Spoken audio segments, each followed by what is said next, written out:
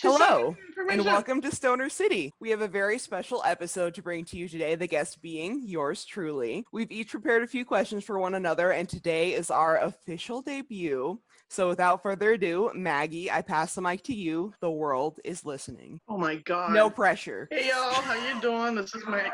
No pressure. Yeah, No pressure at all. whatever. It's all good. I'm Maggie. Next is Amanda. Say hello. Hi, And of course, Amanda. Robin just introduced herself, sort of. Her name is Robin. And I guess we're gonna start just asking questions. Expect silliness. Expect a lot of forgetfulness because we're gonna be smoking. So we'll be good. Alrighty. Let's see. I'll take one of Robin's questions. Wait. Your own questions. So you asked your own question to me, dear. Oh, I get to ask my own question to you. Yes, Okay. silly. Where the hell are my questions? All right, here we go. All right, why do you prefer dabbing to smoking flower? I know the answer to this question, but I like the answer. I will do both. However, for me, dabbing is faster and that less preparation time. And when I'm in the middle, I'm a mom. I have a 2-year-old. So for me, I get a very short amount of time to sit down and relax. And so heating up a banger and letting it cool for a minute while I pull up a dab, do my dab, and then I can run back out and do whatever I need to do for my son, my children. So I think it's quicker for me, usually. But what else? More than that it's quicker, is that you've been dabbing always more than flower for how many years now? It's been about, I've been dabbing more than flower for about 3 years now, but I've been dabbing for 10 years, and I love dabbing. I love it. I love everything about it. It's just... So that's basically the question. Why do you like dabbing more than you do smoking flower? For instance, like for me, I like smoking flower more than I do dabbing, only because not only that's what I've been doing for more years than not. To me, I like more of how it affects my body and the feeling that I get, versus dabbing, which kind of is like it's a punch in the face and it's like right there. And yeah. Great for pain and everything, but I like that wave that I get with my flower. And see, I think the problem for me is I have been dabbing primarily for so long I forget how much I like to smoke flower until I get really good flower. And I think that I was mentioning just recently, this is probably what you like. This is the thing you like about it. I got spoiled by a specific type or specific brand, and I have been having a hard time going back to not a lower quality. Mids. Yeah, mids. I just, it's harder for me to smoke lower quality mids. Yeah, I just don't like it as much anymore. So I would rather just take dab and be done with it, you know? Yeah, and that particular brand is more than just, I don't know, from what I've heard other people and their reviews and stuff, it's more than just premium. It's like ultra. Yeah. It's got great flavor. So, yeah, I can't wait to try it. Can't wait for you guys to try it either. So I do want to take the conversation in a certain direction. I want to take a hit not the conversation, but I want to take a hit right now before we start getting into this deeper, because this is a Stoner City podcast. Exactly. So let's get it going. Let's do it. You know what? I do. I had already packed my ball. Okay, you know what? Because we're doing this, and we may as well do this right. Exactly. I have flour. It's mids, so I might put some wax on top of it, but I will smoke a bowl. Okay? And since this is the Stoner City podcast, Gotta get stoned. Don't be hating. I haven't cleaned it yet. Don't plan on cleaning it for at least another day or so we're good. Thank God mine is big enough that you can't see the dirtiness. Well, mine's little, that's but why I've I'm got... usually down here on camera, because if not, I'm like up here, and then it's like, oh, gross. But, they don't need to see that. And another reason that I really get irritated with weed is because I just hate the smell of bong water after a while. Dirty bong water just makes me gag, so I'd rather not deal with it. And if you just happen to tip it over, and it gets everywhere, and oh my God, that's the worst. the worst is trying to clean up dirty bong water out of your carpet. Exactly. I'm good off that. I am. Oh so God, good I off- spilled my bong all over my bedroom carpet a couple weeks ago. Literally, I saw it, I knocked it off the desk, and then it landed on a box tilted down like this with the head down here, and I heard it go glug glug glug as all the water spilled All the onto water. my carpet. Oh, that is so It disappointing. was horrific. Your heart sunk, didn't it? It was awful. Just Do you have a shop vac? no, I don't. Those are good. Those things are Dry. amazing when it comes to water spills, baby. I tell you what. My grandpa has one, but I do not. You're like, Grandpa, I need to borrow your shop vac. Grandpa has fucking everything, so Right? That my dad is the same way. My dad has everything in his garage. You need a skill saw? Dad's got a skill well, he saw. used to run a hardware store, so he still has the old store in his backyard where he keeps all his tools and hardware and shit. If you need a tool, he has it. Which means I have to get a real lighter. Oh Just- my god. But I have It's so sad. lighters. Hold on. I know exactly where they are. See, this is how you know when a person is more of a dabber than a smoker because Have a to, smoker like, has like smoke 50 weed lighters now? and a dabber. Oh, you guys are making me actually inhale. No, I'm just kidding. Why don't you do what Tef does? Grab your torch and just torch it really quick. Nah, I'm good. I got a lighter. I bought a cute ass clipper lighter specifically because I thought it was adorable. I've had clipper lighters before. I did not know that you could remove the thing. Yeah, they all do that, and you can refill them. I did, Yeah. but I didn't know that you could. I'm like, so I saw it on the video. I forgot who did it, and I was like, what? And then I grabbed mine and I looked at it. And I was like, and it popped out, and I was like, son of a biscuit. Clipper lighters are actually a beast. Like They're amazing because they're reflintable, refillable. This is a packing tool in here, Yep. and then you've got this.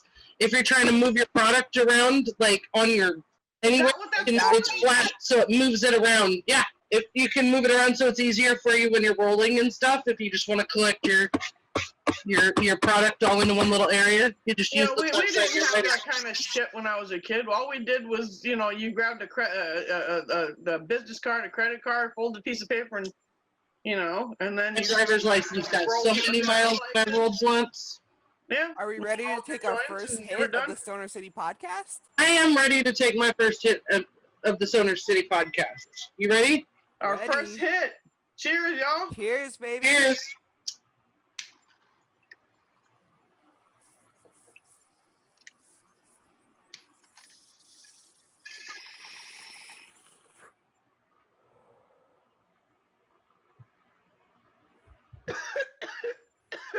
Very nice. Oh, that was good. What are we all smoking on? White Widow. Silver haze with a little bit of sour tangy. Do a little plug for them. Down here, Southern California, we got Claiborne, and it's called the original. It's a 1 ounce jar of White Widow, and it's Nice. what is it? It's a hybrid at 21.68% THC. Stuff is Good I'm stuff. smoking on some For me, it's great. Slurricane from an It undisclosed really- source. undisclosed source. Yes. Yep. Oh yes, I was gonna say the weed of mine is from an undisclosed source as well. Yeah, I like that one only because it really, I can really feel it working on my joints. And that's awesome. All right. So now that we've taken our hit, getting back All into the right, questions, let's get back Maggie. into asking some questions here. Okay, Robin, what have you learned about yourself having EDS along with your other medical issues? So there are a couple things I learned. The biggest things that I learned, the two top things are one, that I'm not weak. I'm actually really strong. I'm stronger than most people. And when I finally realized that nobody was ever gonna come to my rescue, I had to figure out a way to rescue myself. And that's where a lot of my strength comes from, is me realizing that nobody's out here to help me anymore and that I need to do it myself.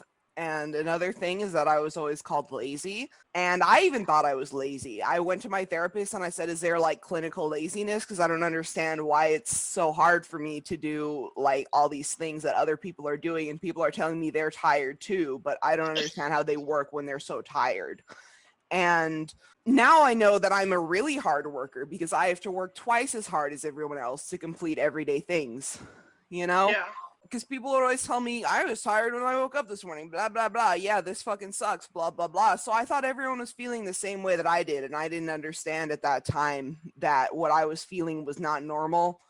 I just thought that I was a piece of shit and that I was lazy, and it really made me not want to live my life for a long time. But I'm stronger now. I've learned that I am strong. I've learned that I am a hard worker, and nobody can take that away from me. That's amazing. And you are a very strong person.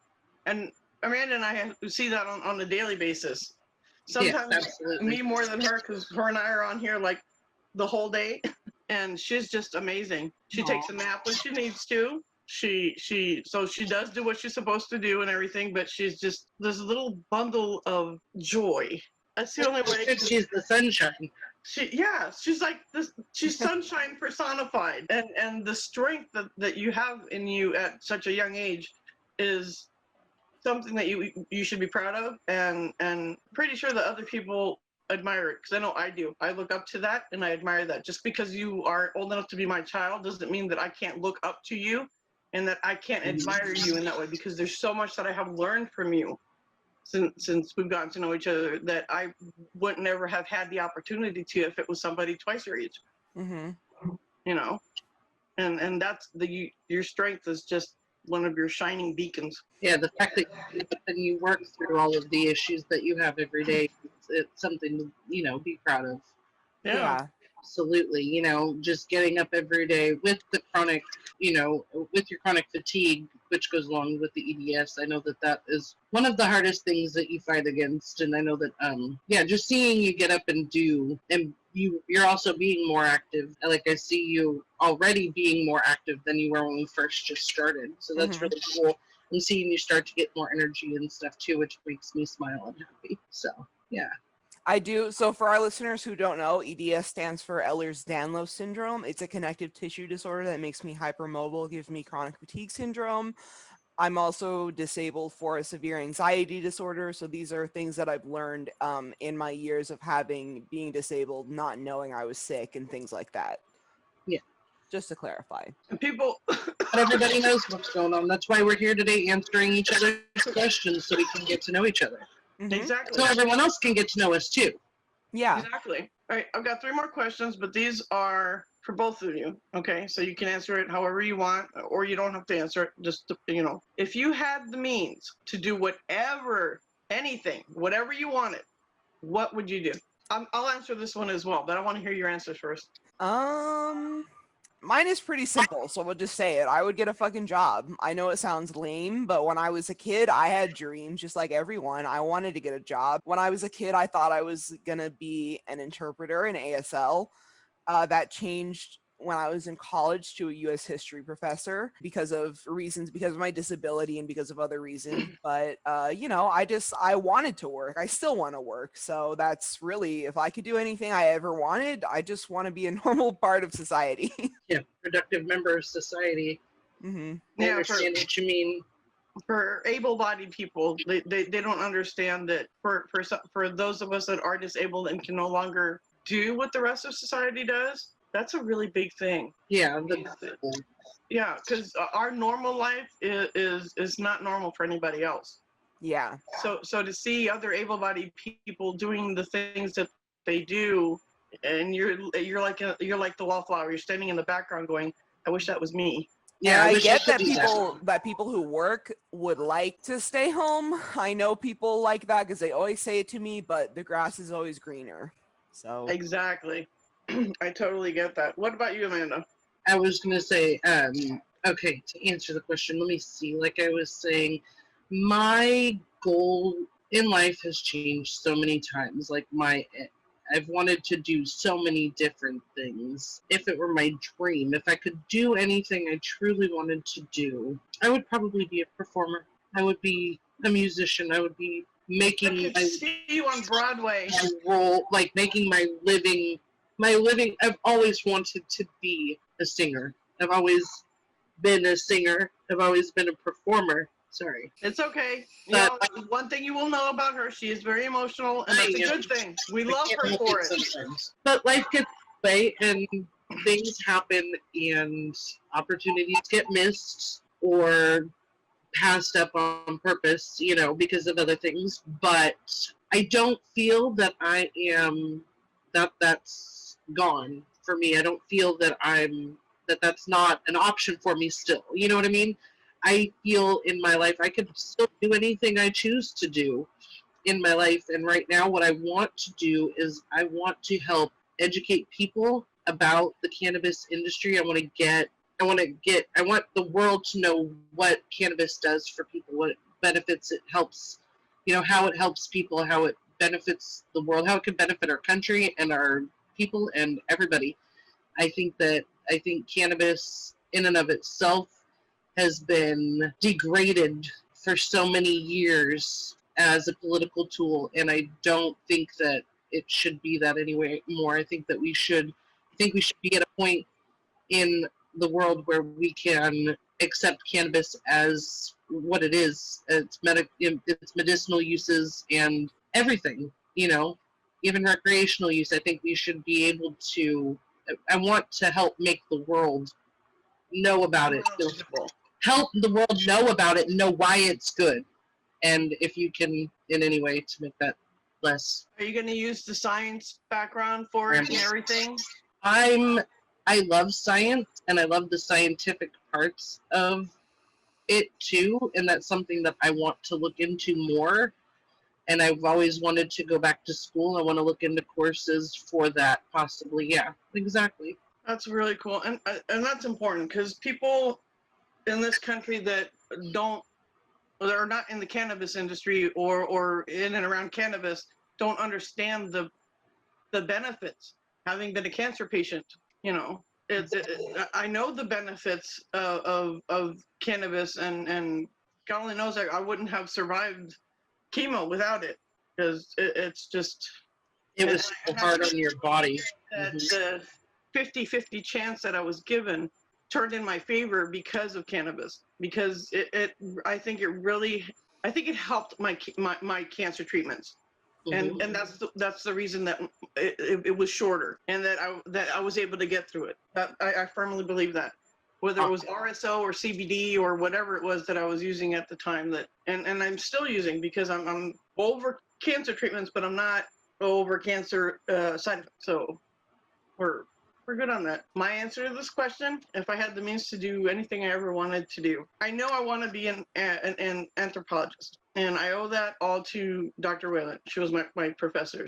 That aha moment that I had in her class, it's just like almost like my whole life I have been preparing for this, between always watching documentaries on, anthropological stuff, whether it was cultural anthropology or, whatever it was. And so I want to do that. I want to be an anthropologist. But after this last year and I've been battling cancer, my views on life changing so much in the last year. One of the reasons that I want to get the van and get out there is to help people that, like me, like Robin, who are basically homebound, or were basically homebound. I want to be their eyes and their ears and their senses when they can't leave the house. So if I'm somewhere, I'm not going to be like I've told you guys before, I don't want to be, the ones that say, oh, look at the pretty scenery of where I'm at, and this is, a nice day in the van life. No, van life is messy. Van life is going to be hard, and then, you're going to have good days and bad days, but I want them to know that the sun feels warm on the skin, that breeze, the way it sounds in the trees as it's swaying, how everything. I want to be those senses for those people, because I want them to remember what it's like to be outside, and I don't want them to feel like they're missing out on anything, So yeah, that's what I would do. If I had the means to do anything, I would do that right now, instead of having to save for it. Yeah. Okay. Working towards your goal, which is an amazing thing. So that's all that matters, is that you have it and you're working toward it. Little by little. Exactly. This episode is brought to you by The Highlight. The Highlight is a cannabis lifestyle blog written by stoners for fellow marijuana enthusiasts. Articles range from news to tutorials to stoner life content, and you may even see some familiar faces.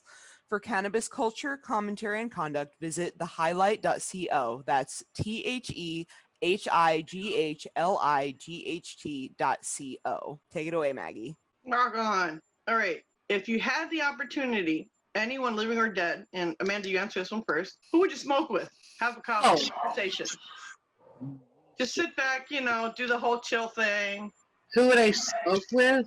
Living or dead, it doesn't matter. It could even be a fictional character. How's that? All right, let me think about it for a split second. Okay. This is going to sound really strange, but I would probably bring back my paternal grandmother because she was very religious and she didn't smoke, but I would love to get her high and hear all of her stories. All the ones that she doesn't tell or she didn't tell the family, you know what I mean? All the spicy, raunchy stuff. Oh, yeah.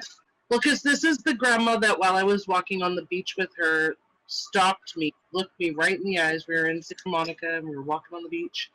And she stopped me and looked me in the eyes and said, honey, I got to tell you something. And I'm like, what, Grandma? And she goes, I'm sorry, but you got my thighs. And we both fell out in the sand laughing. And that was completely sober. I would love to see her high. That would be the goal. I think that would be so much fun to see my grandma green. My dad amazing. probably wouldn't appreciate it, but I think it's great. Dad, I got grandma high.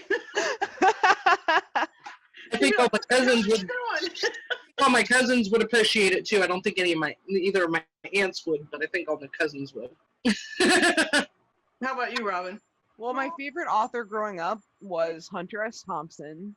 And I have to say, if I wanted to smoke or meet anyone, it's always been Hunter S. Thompson. Known for such books as Fear and Loathing in Las Vegas and The Rum Diary. That Hunter S. Thompson. I really connected to his books growing up. And I don't mean the copious amount of drugs he did. I mean more his reasons behind doing drugs. But yeah, I would have to say Hunter S. Thompson because I just think he's an amazing man, and it broke my heart when he killed himself, when he took his own life. Oh wow! I would have loved to have met him. Alrighty. All right. I have one more question. It's name the top 3 to 5 things on your. Oh wait, I didn't answer the question. Who would I like to have a toke with? Actually, as weird as it's gonna sound, Van Gogh. His paintings have always touched me in a way that no other painter ever has. And and knowing about his life, I would just love to sit down with that man and smoke a blunt, have some wine, and just pick his brain on how he viewed the world and why he viewed it the way he viewed it and why it came out in his paintings the way it did. Because to me, it's just no one will ever paint that way again. He saw the world in such a spectacular way that no one ever has before or since. Unfortunately, the correlation with the madness and the beauty of the art, Isn't Van Gogh the one who the beautiful madman? Isn't he the one that the 2 kids shot and then the whole town covered for them? It was like a whole. He's the one that cut his ear off. Yeah, I know, but I'm pretty sure 2 kids shot him, and he went to the hospital. I saw it on a BuzzFeed Unsolved episode. He went to get treated for it, and he said that he shot himself to protect the kids. As a kid, yeah, to protect the children. Oh wow! But everyone in town kind of knew that the children shot him, but it's not confirmed. Oh, okay. Well, see, learn something new every day. Yeah, exactly. All right. I was going to say, I hadn't heard that yet. Yeah.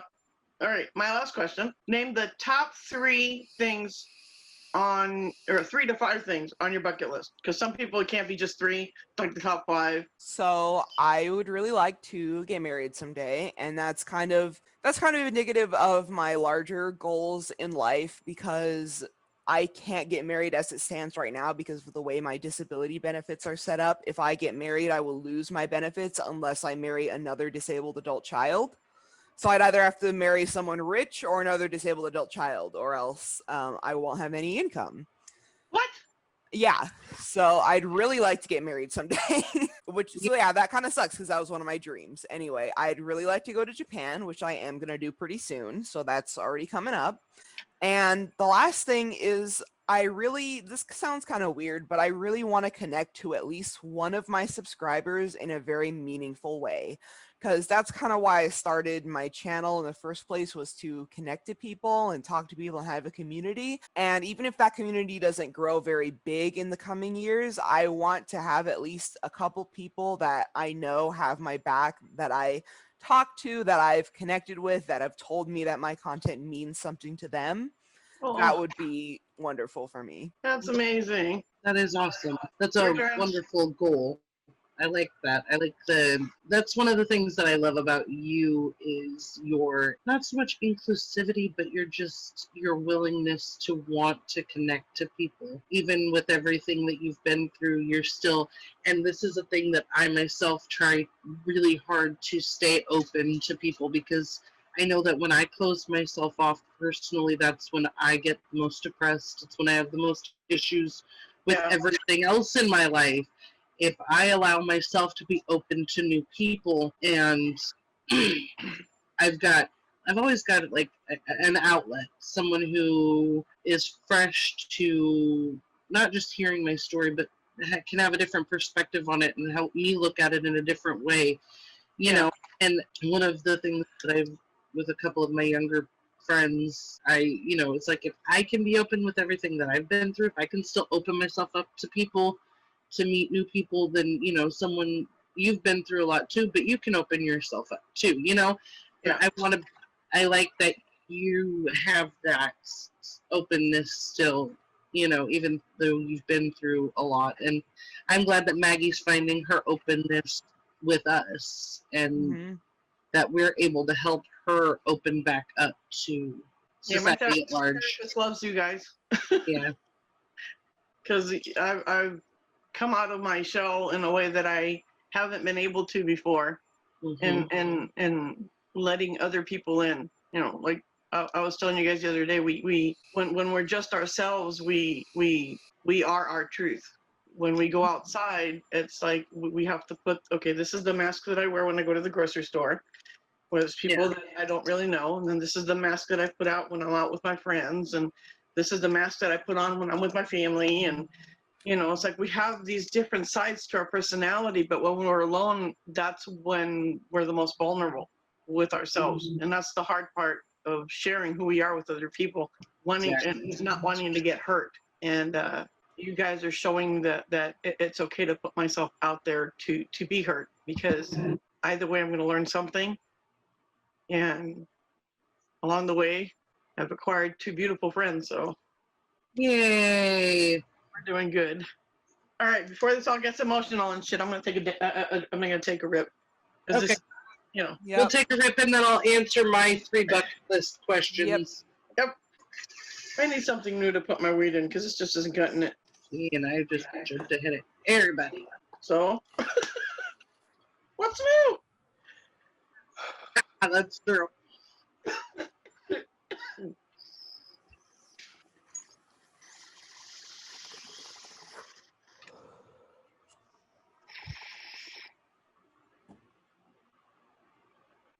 Hydration check, by the way. Drink water. Mm-hmm.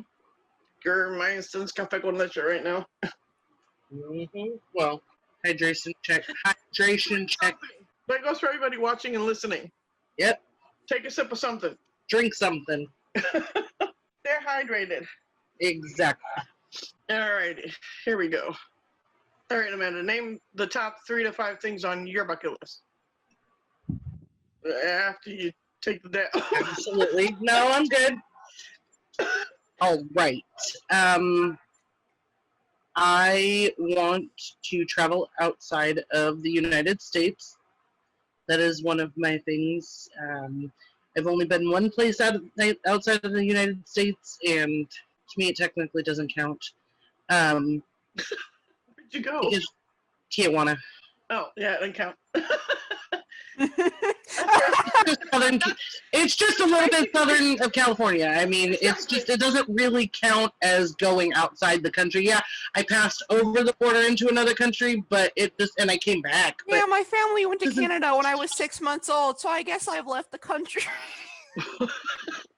I went to Cuba when I was 12. There you go. But I've always wanted to travel. I've always wanted to just visit another country. But mostly I've always wanted to go to France. I've always wanted to see the Eiffel Tower in person. So that would be one thing on my bucket list, which is actually one of my mom's bucket lists too. So something we can do together. Another bucket list item would be, I've performed for some pretty big crowds, but I think putting on like an actual like show, like doing the whole 9 with the lights and the sound and the band and everything, I think that would be one of my bucket list things, because I do love so much to perform. You know, we'd be there listening.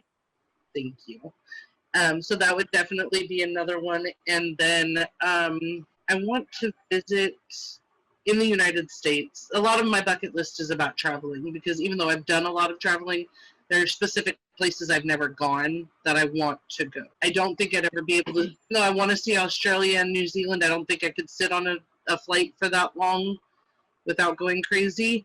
So I don't know if I could do that, but That's called massive amounts of edibles to sleep on the way down.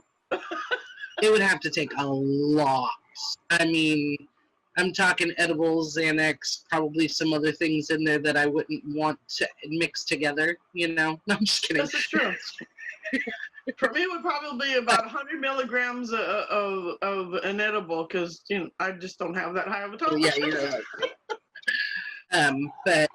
But there are places here in the United States that I would like to see that I haven't seen. Like, I want to go to Mount Rushmore, and I want to see where my grandfather was born, and I want to see places like that. Like, I want to take my kids on a trip to see where their family came from. You know what I mean? Things like Right. something like that. Yeah. So most of my bucket list is about traveling and doing things.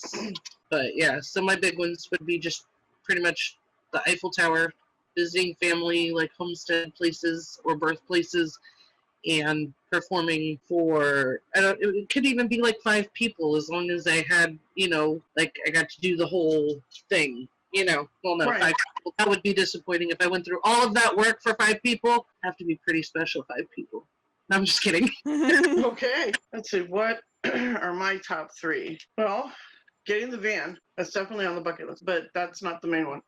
I want to get to a point where I can climb Mount Rainier. I want to get to the top of Mount Rainier. So that's definitely on my bucket list, climbing Mount Rainier. Again, I want to go to the Galapagos and have a nifty camera where I can take amazing pictures. Mm-hmm. Exactly. I've always wanted to do that. I've seen documentaries on it and everything. And it's like the birds, the wildlife. It's just. I've pretty heard it's amazing. I know. Yeah, me too. And that's a place, It's either there or the Antarctic. one of the travel places I would want to go to too. Yeah. Yeah. Or like Antarctica to go see the friggin', like the penguins. Yeah. But, and I also, this is going to sound so stupid. I want to go see Superman. Go see Superman? There's a statue of Superman in a city called Metropolis. And I drove through it on the way from Florida to North Dakota. And I want to stand next to the friggin' statue and take a picture. That's not stupid at all. One of the reasons I want to go to where my grandfather was born is because there's a statue of one of my cousins very close to it. And I want to see that statue. Statue of Philo T. Farnsworth. And Well, that's not bad. Too. Yeah. Oh, I do want to go hang gliding. I've never done that. And they'll probably scare the bejesus out of me, but, you got to take some chances in this world. And do exhilaration. something, Mhm. yeah, do something completely different, and finish writing my book. That's on my top 5. There you go. You guys know that there are 8 churches in Antarctica? What? 8 churches? Did Yeah, you say 8? 8 churches in That's so- Antarctica.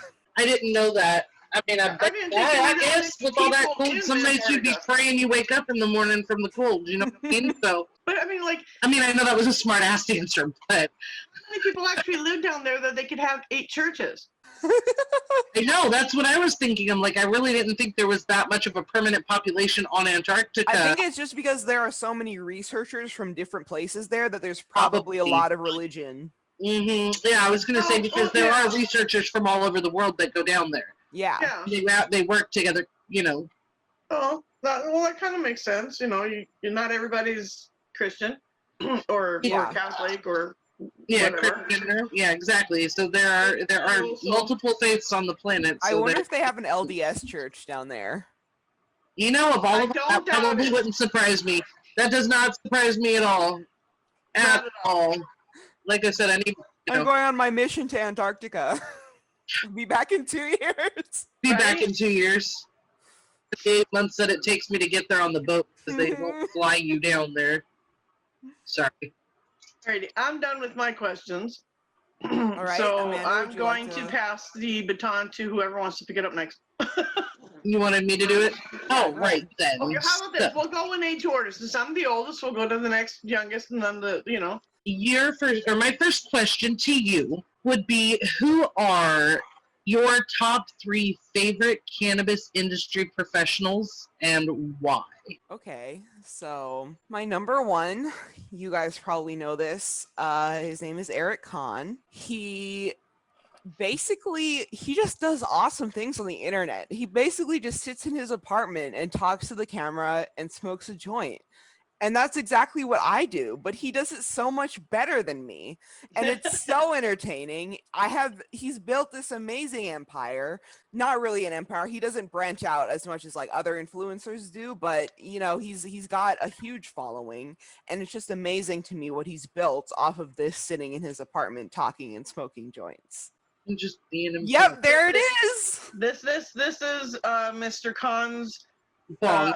bong that I refuse to use anything else as my rig now. It's the only thing I'll use as my rig now because Represent. it's perfect. I mean the way it percolates down here, and it's just the hit that you get off of this particular bong is perfect. I've been meaning to get one. They're on sale right now. I hope they're on sale next month after I get paid because I want one so It bad. is a must-have. I personally think it's a must-have for your collection. If you don't have it, at Daily High Club, just saying. Honestly, and that's like to me, honestly, that's the perfect little beaker size. Yes. The beaker, Yeah. that's the perfect little size beaker for, Yeah.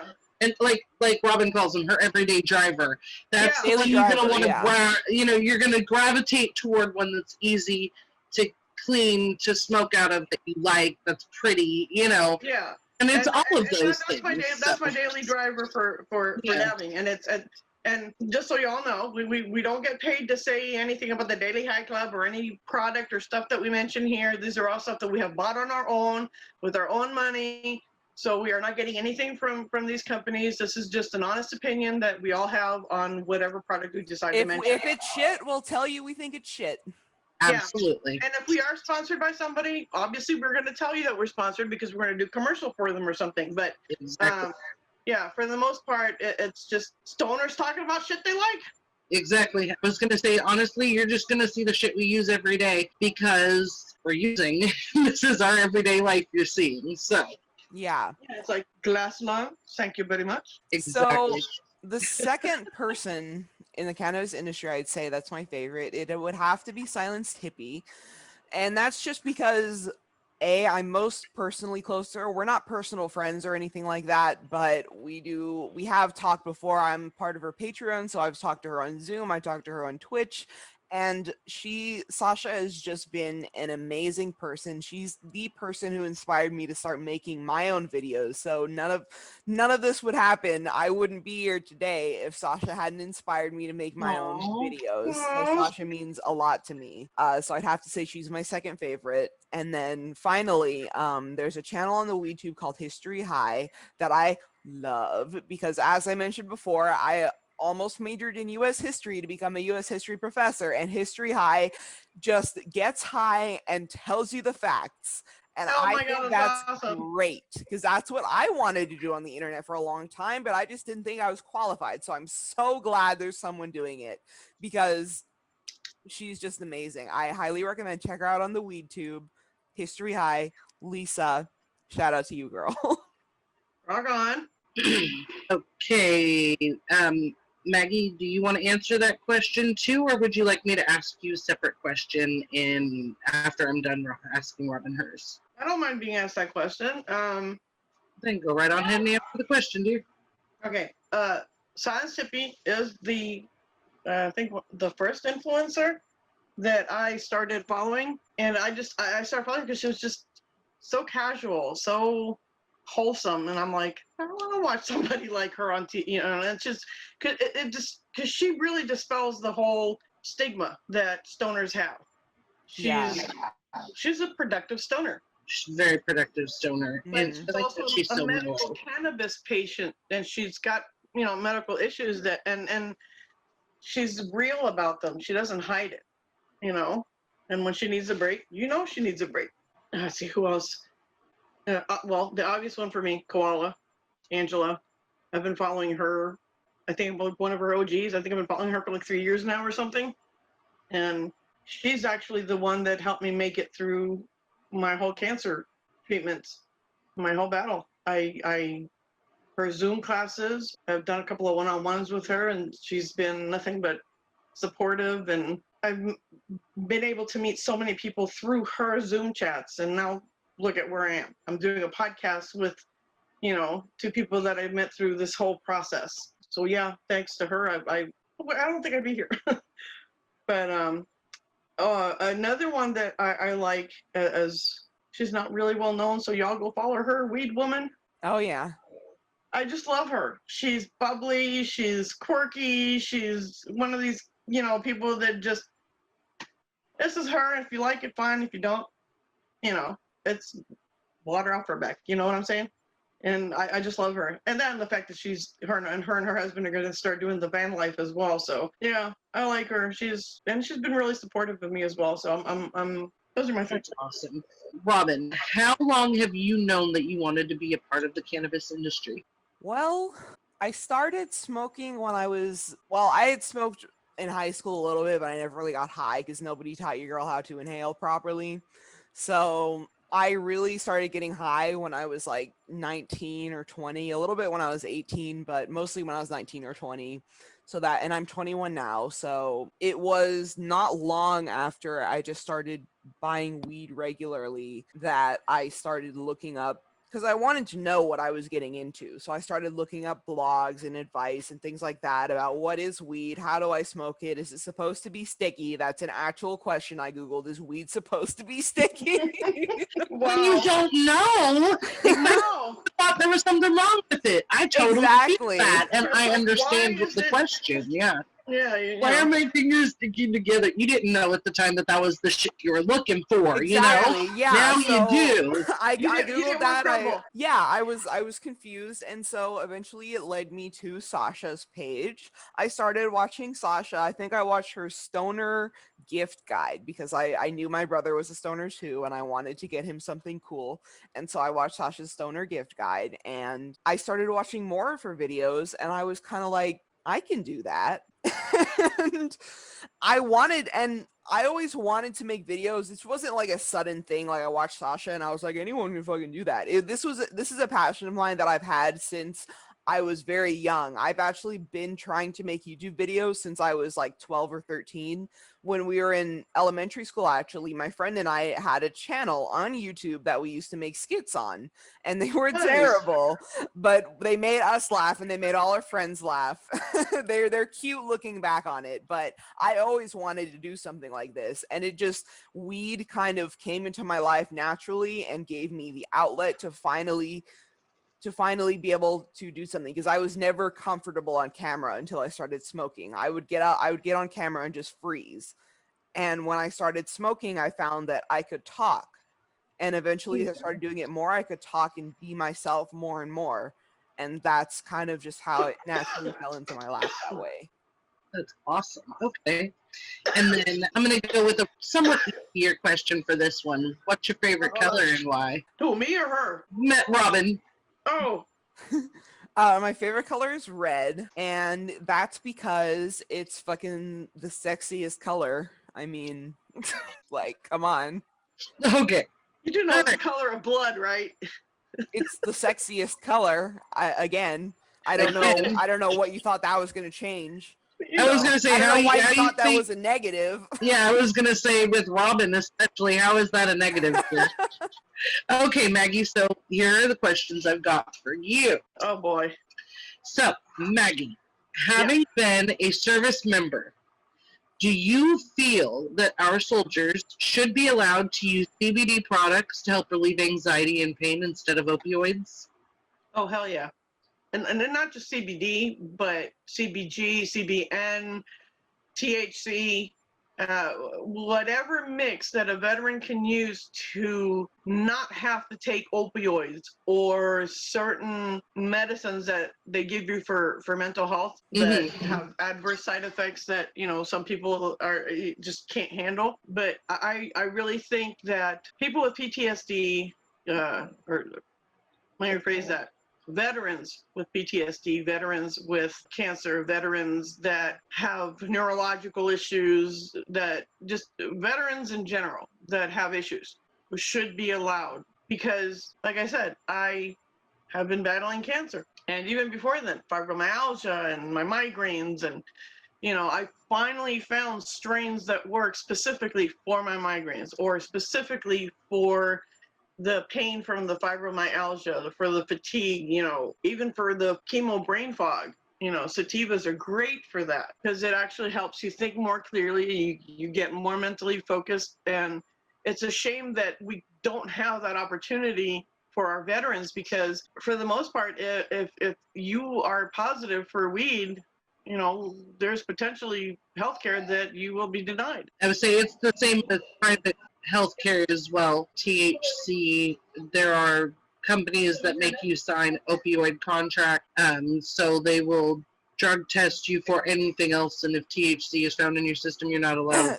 They will stop your opioid treatments. I mean, veterans get addicted to opioids because they don't have access to other homeopathic forms of treatment. Now, do you Because think it's that veterans would have less issues if they were allowed to use CBD products and possibly THC products while they're active duty?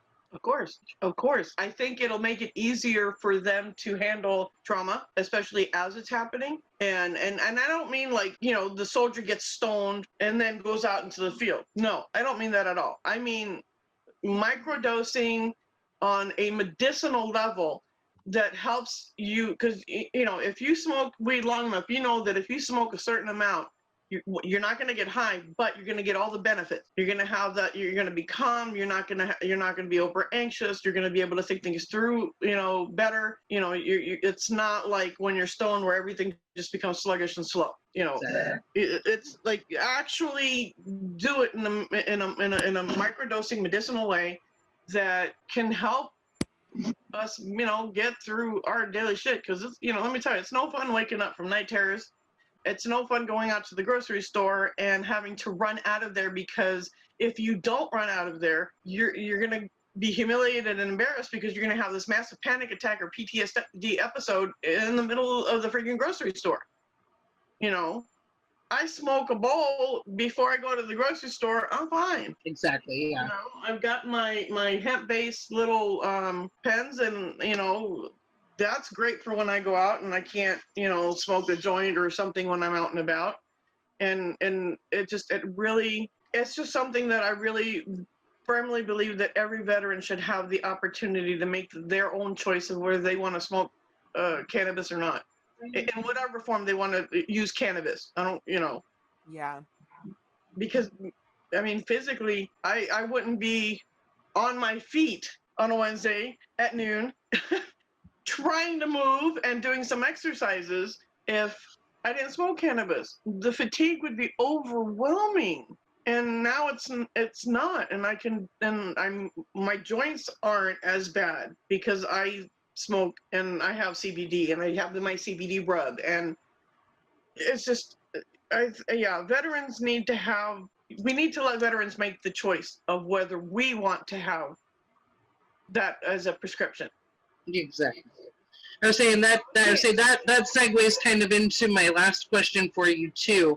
It was, how do you feel that cannabis has changed your life specifically? I think you may have already answered this one a little bit, because you said that it helps you with your pain and it helped you with your nausea and everything like that. But But it's what also helped me. It's also helped make me a better parent, because when you suffer from PTSD, and you don't know you're suffering from PTSD because all your life you've been told that you have depression and anxiety disorder or panic disorder. It's one of those things where I was so angry for so long and I didn't know why, and it came out yelling at the kids, not being the kind of partner that my partner needed me to be, because I didn't really have a choice in the way that I was acting, because I didn't understand the root of where it was coming from till I was diagnosed with PTSD and started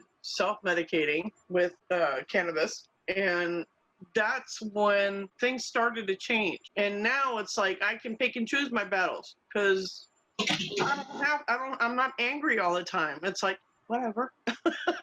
You get the kids my kids, they look at me and they're like, they're expecting that blow up, and then it's like, whatever.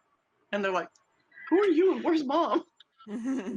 But yeah, it's maybe because I can listen better, and it's one of those things where it's just, I don't know, to me it makes me a better parent. I have more patience. I just, I can love on them a lot more because I don't have that rage and that anger, and it's incredible. Yeah. And veterans need that, and we don't need it from the government. Like, if they're gonna do it in a way that the government's gonna be prescribing or giving us our medical marijuana, I don't want it.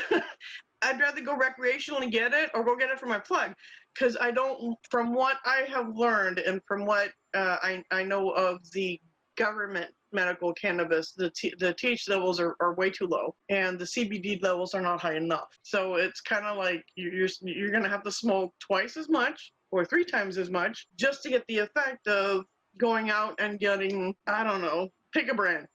Yeah, exactly. Yeah. So yeah, I don't think we should get it from the government unless they can prove that they can grow weed as well as Private sector. the private sector. Yeah.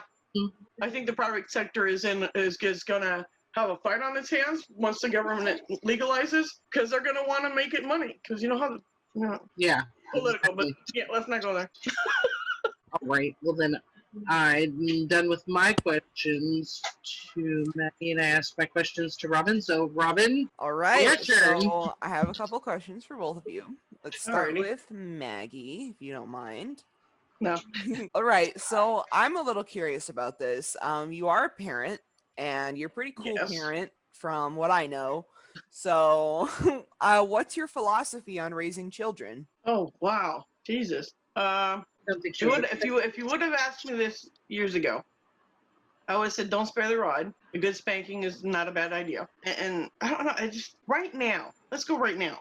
Right now, if I started to have children, because mine are all grown now, holy crap, I would teach my child to see the world colorless, genderless, that there's no difference in intelligence because everyone is intelligent in their own way. That doesn't have to be you're a wizard at math or you're a wizard at science or you can write beautiful words. You can be autistic and the only gift that you have is the gift of music that you give to the world that changes someone's soul, I want to teach my children that when you read a book, you're not just reading words on a page. You're not just reading a story.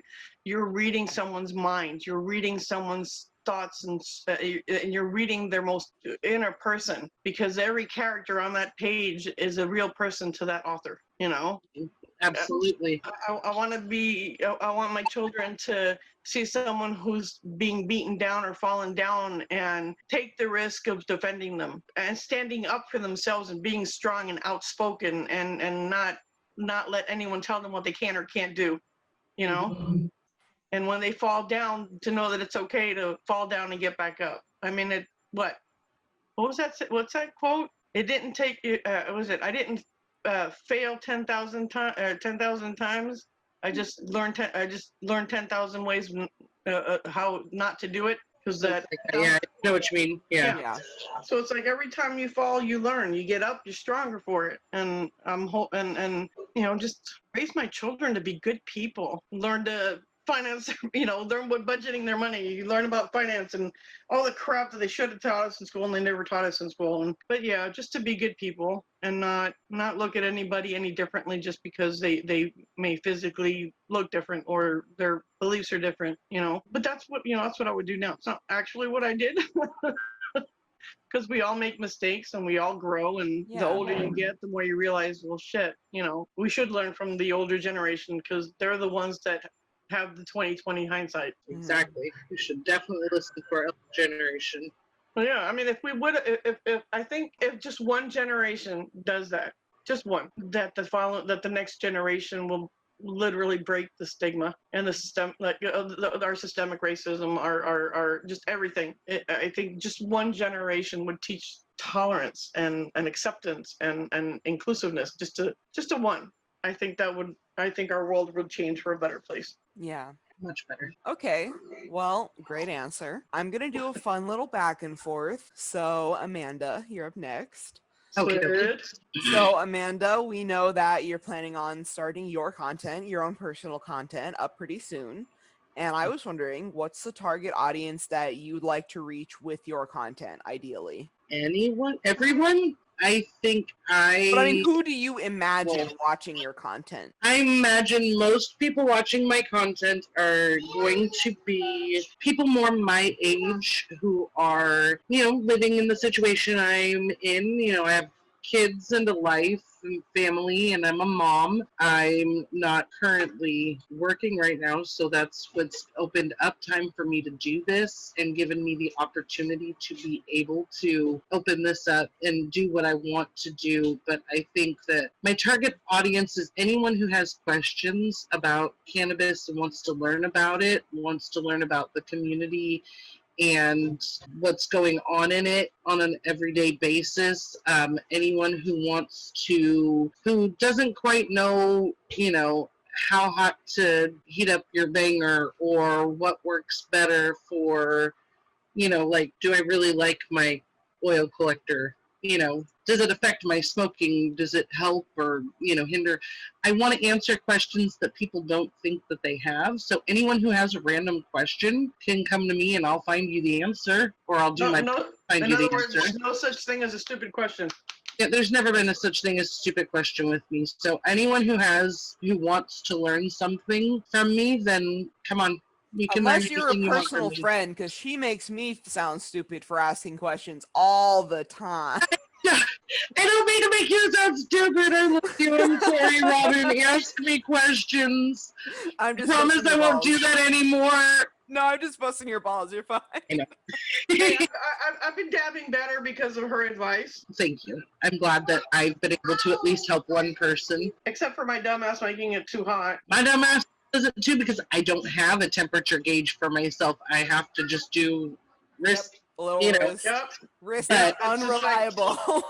Yeah, wrist can be unreliable sometimes depending on where you see. That's what I want to teach people, that the wrist can be unreliable depending on where you have your heat source aimed. Exactly. So the majority of your heat, if you have your heat source, if you have your torch aimed back here at the back of your banger, that's where your heat, the majority of your heat is going to be. So when you're checking your temperature, you should check back here with the back of your hand as opposed to like right up here. Well, see, I didn't know that. See, you learn something. And I don't use my hand. I go. But you know what I mean? Like you need to.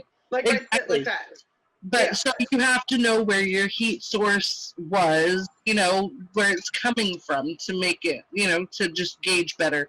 But that's things that I've learned because I've been smoking for 20 years and dabbing for about probably 7 or 8.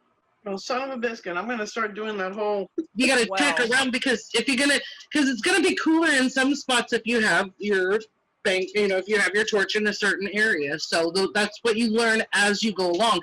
So if people have questions like that, new smokers aren't gonna know to check things like that, So anyone who, like I said, just if you have a question and you think I might have an answer, you can ask me and I'll And I answer. think that's what's so valuable and what's going to be so valuable about your content is that you have so much experience and you know things that someone younger than you probably wouldn't. You know, like I was telling you before, I don't always want to watch some fucking college kid whose only experience is getting high with his frat bros. You know, I want to see someone who knows what they're doing. And like I said, I've Even for broken so many.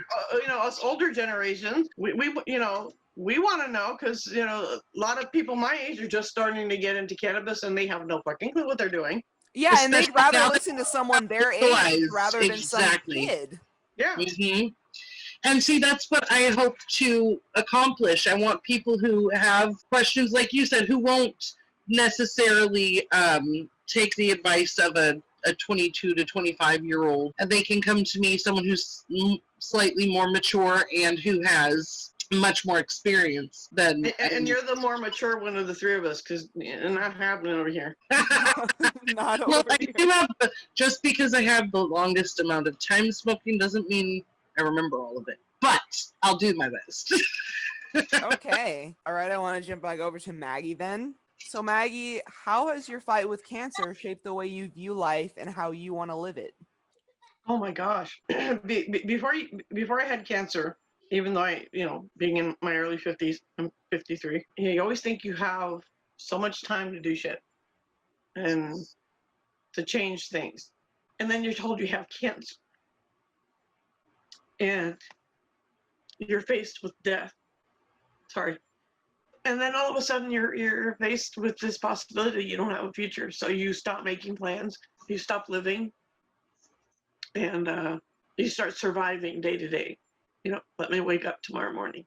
You go to bed and you feel like you're dying, and then that's your only thought is, let me wake up tomorrow morning.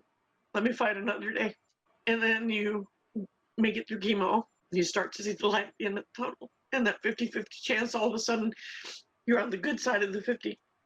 And then you finish your radiation and you're told you're in remission. And now all of a sudden it's like that rubber band snapped back and you have a life to live again and a future. And all of a sudden it's like, I don't know what to do now.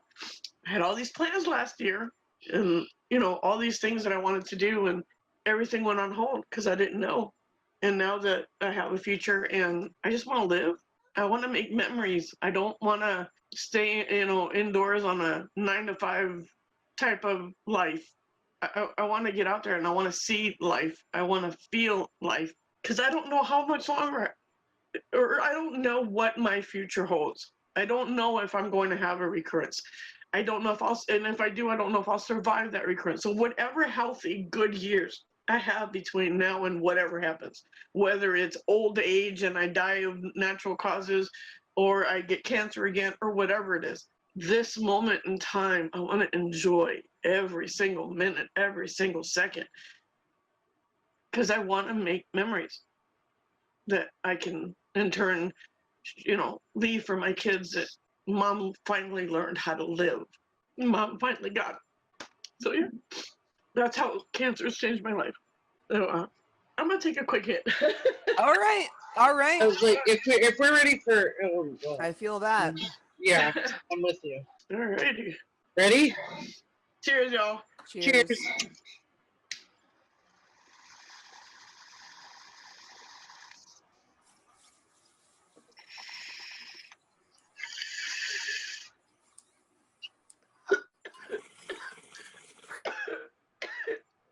Hello.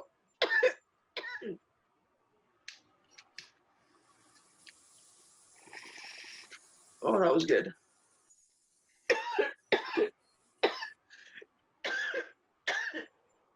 I don't know what it is about that White Widow, but that's just tasty. I don't care what people think. It doesn't taste like burnt anything. It actually tastes like something to me. All Let's right. get right back into it, Amanda. Absolutely. Ready when you are. Go for it. All right, so I do want to ask another one about your content. Who are your biggest inspirations when it comes to your content? My biggest inspirations when it comes to my content. One is going to sound really funny because she does unboxings, and her name is Chrissy Harless, but she does stoner unboxings as well. Like, she does pretty much all of them, that's where I learned all of my information about my Clipper lighter because, like she says, it's refillable, reflintable.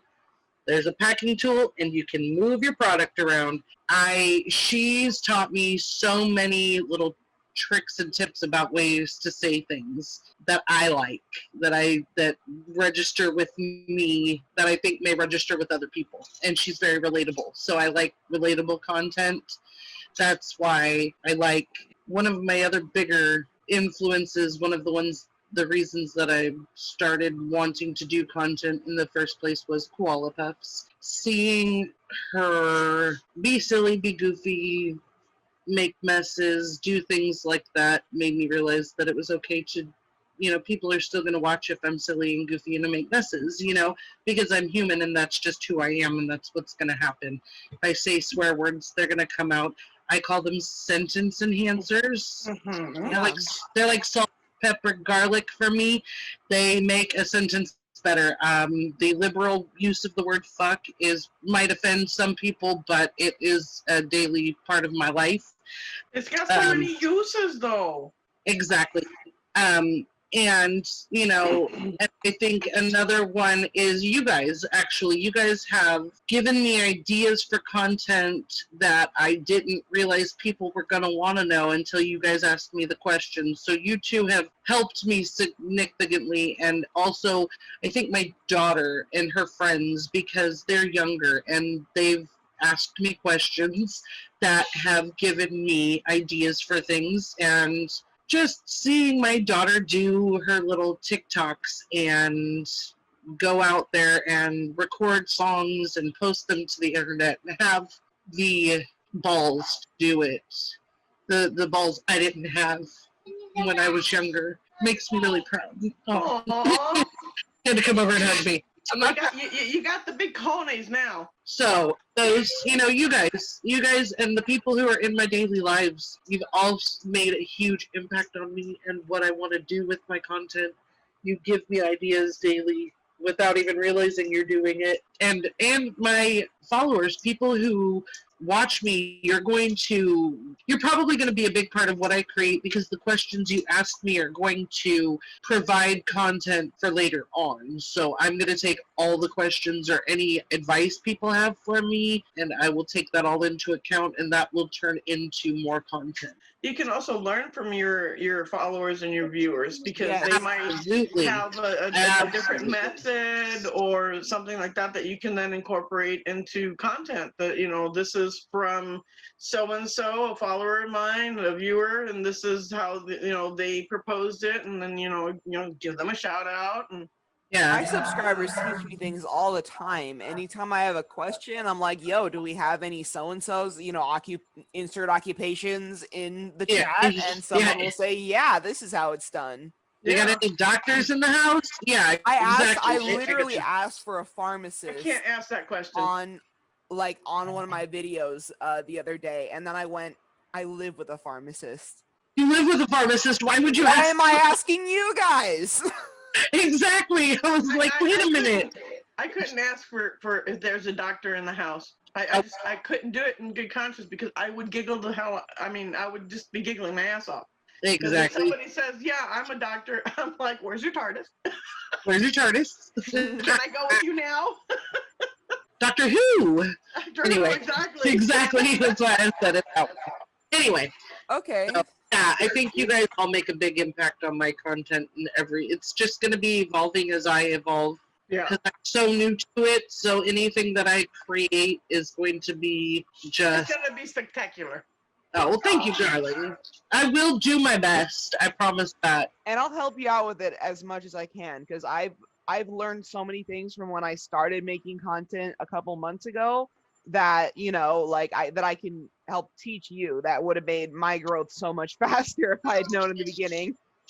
That's why I was like, I love one of the things that why I said you specifically are, because you are already showing me things, teaching me things that I didn't know before. So I already and like I mentioned the other day, I already appreciate the stuff that you're doing for us that I know I can't do yet, but I want to learn. So yeah, she's our digital guru.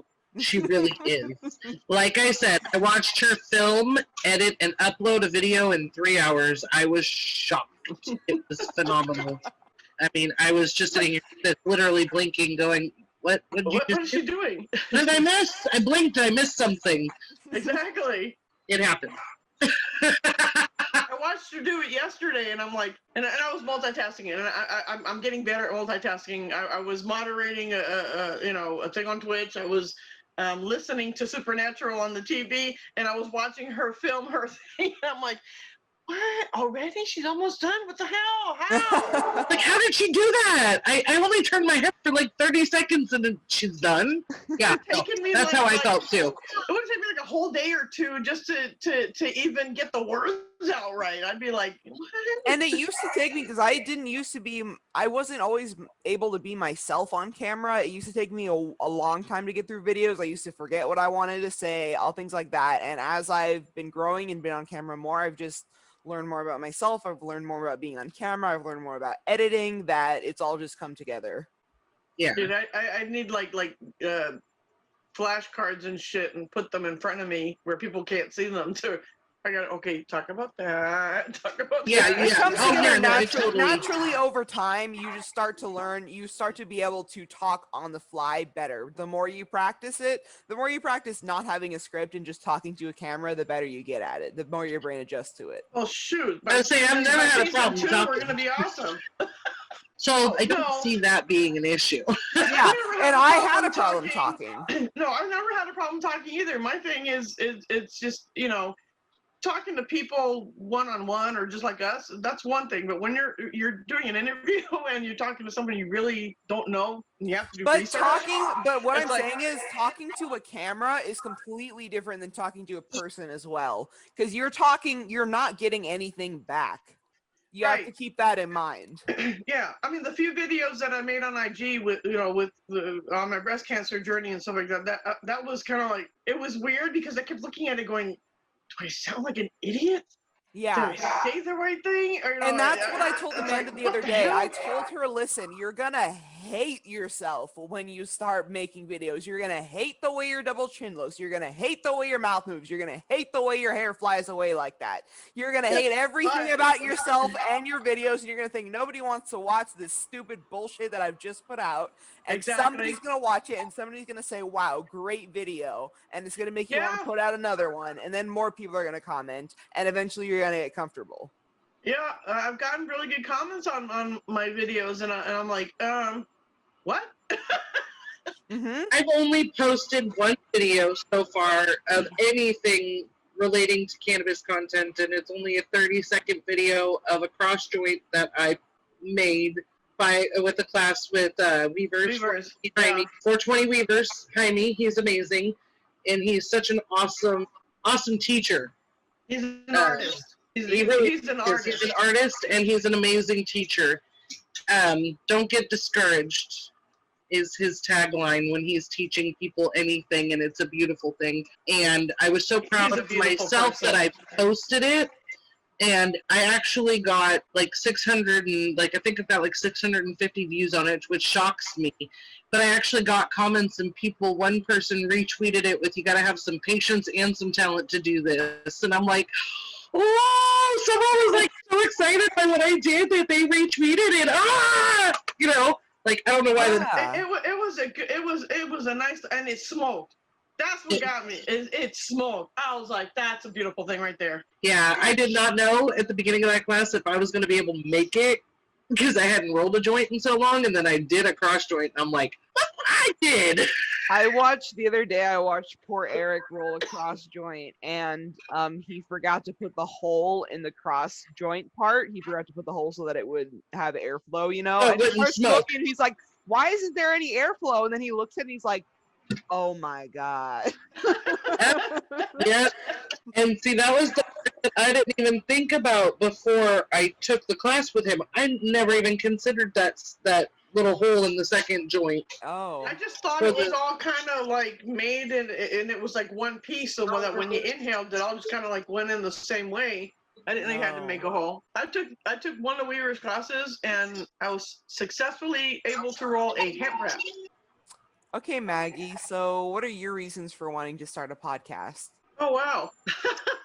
The original idea was to do like La Van Bohem on a podcast, but talking with you guys and I was like, that could be something separate. But we've got so much to offer, not just the cannabis community, but just the opportunity to talk to people, find out about their lives, you know, not your normal interview, not what other people would normally ask, and I thought it would be a good way to step outside of my comfort zone and yet get the interaction that I want to see and that I don't get to see very often when you either listen to a podcast or view a podcast or whatever. And yeah, I just want it to be silly and real and messy and kind of cool, because all the people that want to get to know someone and not in the way that normal that you would see on an interview on TV or something. More I'm at home, I'm chilling, I'm putting my feet up, I'm smoking a blunt, I'm whatever. Or even for those that don't smoke and don't partake, but don't care, because it is our podcast and that's what we do. But for me, it's just a way to get to know more people and to just not feel so alone and feel like I'm still part of civilization and life, and that's why I want to do it, because I want to feel like I'm a part of something more than just myself. Okay. Yeah, I get that totally. I love that. Okay, so for my final question to end off this podcast, Amanda, what was your dream job when you were in high school? Oh wow. My dream job when I was in high school was rock star. Hmm. Really? Really, truly, honestly, if I'm gonna like get down brass tacks, spare the whole soul, touring musician, singer, that was what I truly wanted to do. My backup and something that I always still wanted to do is I love musical therapy and how it reaches people with learning disabilities, communication disabilities. The first real instance of it for me was I was working in a grocery store, and a young autistic girl, nonverbal, non-responsive pretty much, I started singing You Are My Sunshine to her while I was bagging her groceries, and she smiled at me and her mom started crying, and I didn't understand why her mom started crying until she explained to me that the child was autistic and hadn't smiled her entire life. And so her mom started singing You Are My Sunshine to her, and she smiled at her mom for the first time, and it just helped her find a connection to her daughter that she didn't have before. And I think that music does that in a way that a lot of people don't realize. It's a powerful tool because it reaches it's something that you just don't listen to, Yeah. Music, or try to exactly. understand. It's something that touches you on a level that nothing else can, Mm-hmm. which is why certain songs make you feel certain emotions, or a certain artist and that certain album help you get through a very dark time because that music in that moment spoke to you. Exactly. And it Yeah. healed you. And I've seen since then how music has helped connect other parents with autistic children, especially nonverbal kids. I've seen it with my friend and her son. He loves music so much. And even just like the little 20th Century Fox, the music in the beginning of the movie, Yeah. he would play that over and over and over again on his tablet because he just loved that little, Jingle. those few notes, or Yeah. whatever, that build up, and it just, he loved it so much he would play it over and over again. And finding that kind of connection with kids and music. Music has always been a huge thing for me, and I want to find a way to connect my dreams of music and my goals with cannabis and how to help bring all of it to people. Like bring Nice. everything to, I would love to be able to do both. I'd love to be able to sing and smoke on stage and be like, hey, here, toss my blunt out into the audience if someone wants it. I don't care. You know what I mean? But, well, not with Corona. but you know what I mean. Like, I'd like to be able to find a way to incorporate my music into it, but I've found that so far cannabis has been a huge influence in my life since then, and I want to find a way to work them all together. But yeah, in high school, it was definitely music. Probably because I hadn't found cannabis yet. So music is still a huge part of my life. And you sing so beautifully. Yeah, you do. And I know how much you love to hear it. But I mean it. Say it again. Just so y'all know, I get here. I'm just kidding. just so y'all know, we have heard her sing. She sings like an angel. She's Yeah. literally got the voice of an angel. Thank you very She much. needs to be on America's Got Talent, The Voice. She needs to be on something. I would love to meet. I would love to meet. No, see, because I've always loved Gwen Stefani. I've always her. Like, I've loved her voice since I was young. This is the most random thing I've ever heard come out of I your love mouth. Blake. Well, no, I know, love right? Gwen Stefani. But it's because she said the voice, and I was thinking of all of the judges, because my mom asked me one time, who would you pick if all 4 judges turned around for you? Who would you pick? You know, and I thought about it, and honestly, I'd probably go with, at the time, John Legend, because I love his music Oh yeah, he's awesome. so much, and I love what he does. But at the time, it was John Legend and Blake Shelton and Whatever. oh no, it was hard for me because Kelly Clarkson was on that year too. So it was Gwen Stefani, Kelly Clarkson, and John Legend, and that's Oh. the 3 of my musical like I would freak the fuck crushes. out. I love all of them. I love their voices all so much. You know what I mean? And I love what they do. So it would have been really hard for me to pick that season, and I still think I would have picked John Legend. So oddly enough. I would freak the hell out if I ever got the cojones to get up on stage and sing and the chairs turned. I would be like, Adam, Blake. When Adam on the Adam Levine, yeah. Blake. Who do I choose? They're both hot. They both sing really well. And I'm like, but I'll tell you something though. If Kelly Clarkson was on that show, if I ever did it, hands down, the queen.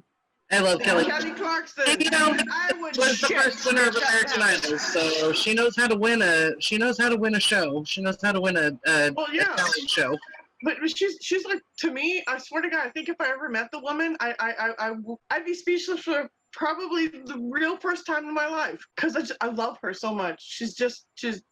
She's goofy. She's real. She's just, you know, I Love herself. and if she even said sing with me, I'm like, I'll harmonize with you, but I can't sing like you.